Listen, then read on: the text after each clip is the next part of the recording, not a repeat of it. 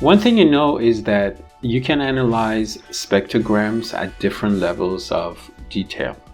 You can get a lot of information from a spectrogram. This can be compared to the way we transcribe sounds. We had broad transcription and narrow transcription, in the sense that in the broad transcription we just provided a broad, probably phonemic transcription, but then in the narrow transcription, then it could be different degrees of narrowness, and then depending on how narrow the transcription is, we would provide different levels of detail in the transcription, right? So that was a transcription. Now we are analyzing spectrograms. So obviously, to understand a spectrogram at a very detailed level, you will need a lot of training. Consider this as the first step to such training.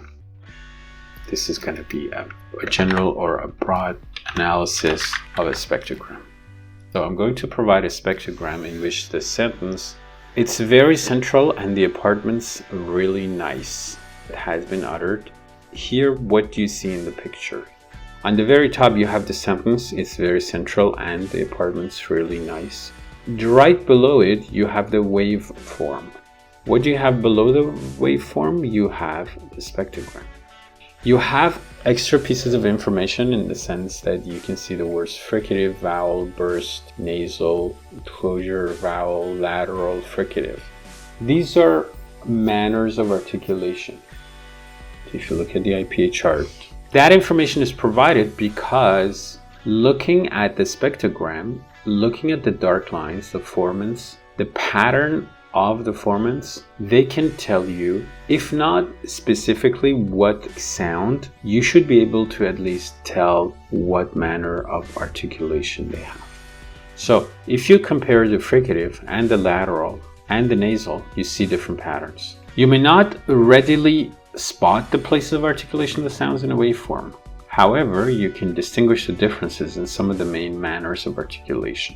If you compare these, you can see the difference. You can see that they're different. So that's the first thing in training your eyes.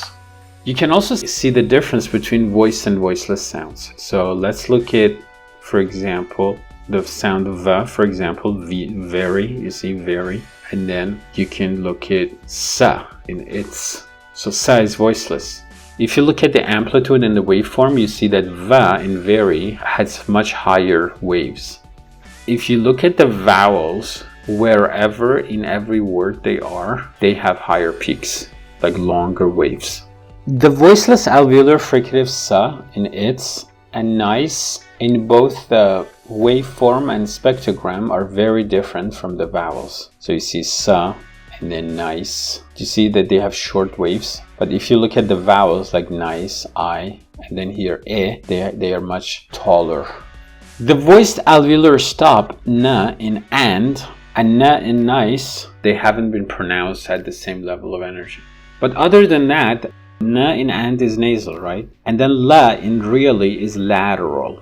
You can compare the two and look at their waveform, and you can also look at their spectrogram. This is probably the first lesson in understanding the waveform and spectrograms. The vowels are the easiest to spot because of the higher peaks in waveform.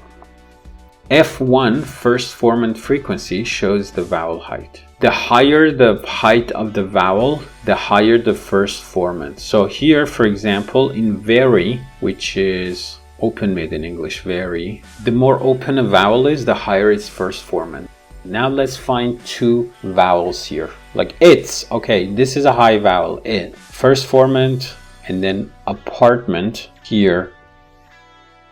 I just thought this would be a good first step in familiarizing ourselves with the spectrograms.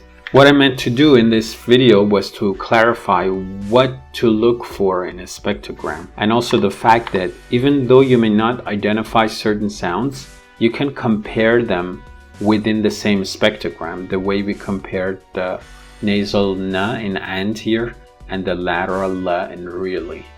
The exciting thing about this is that what we are doing is visualize sounds which we have always heard and listened to throughout our lives.